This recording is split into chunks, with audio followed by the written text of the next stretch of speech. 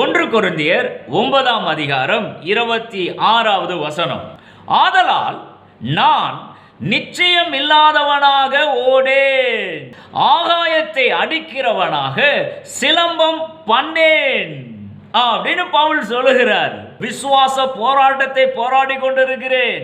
ஊழிய பாதையில ஏராளமான பிரச்சனைகளை நான் சந்திக்கிறேன். அந்த பிரச்சனைகள் எல்லாம் ஒரு போராட்டம் போல இருக்குது. ஆனா இந்த போராட்டத்துல நிச்சயம் இல்லாதவனாக நான் ஒன்னும் ஓடலையா, ஆகாயத்துல சிலம்பம் பண்ணுகிறது போல நான் ஒன்னும் பண்ணவில்லையா அப்படின்னு சொல்றாரு.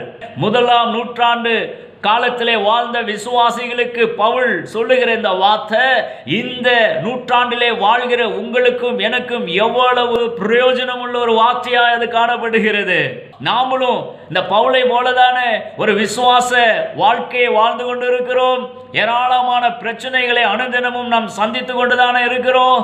நாம் சந்திக்கிற ஒவ்வொரு பிரச்சனைகளும் ஒவ்வொரு போராட்டமாக தானே காணப்படுகிறது.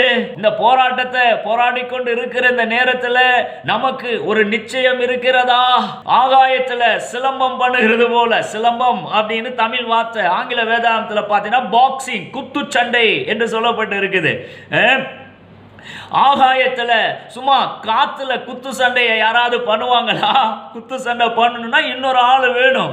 கையில க்ளோஸ் மாட்டிட்டு ஒருத்தருக்கு ஒருத்தர் இப்படி இப்படி டிஷ்யூன் சண்டை போடுவாங்க. அதுதானே குத்து சண்டை.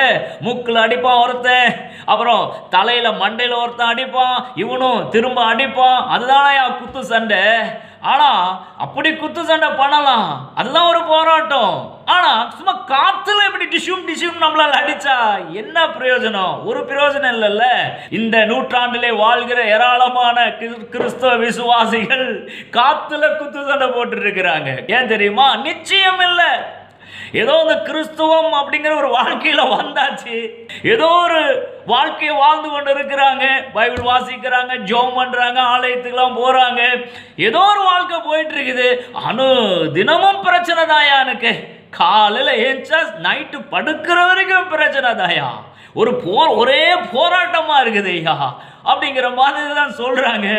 ஒரு நிச்சயம் இருக்கிற மாதிரியே தெரியல பாருங்க. இந்த வீடியோவை பார்த்து கொண்டிருக்கிற உங்களை பார்த்து கர்த்தருடைய ஆவியானவர் சொல்லுகிறாரு, பவுல் சொல்லுகிறது போல நீங்களும் சொல்ல வேண்டும் என்று சொல்லுகிறார். நான் ஒரு விசுவாச போராட்டத்தை போராடி கொண்டு இருக்கிறேயா, ஆனா நான் மிகப்பெரிய ஒரு ரிவார்டை அடைய போகிறேன் அப்படிங்கிற ஒரு நிச்சயம் எனக்கு இருக்குதையா. ஆகாயத்துல நான் குத்துச்சண்டைய பண்ணுகிறவனா இல்லையா அப்படின்னு நெஞ்ச நிமிர்த்து சொல்லுங்கய்யா. ஒரு நிச்சயம் இருக்க வேண்டும்.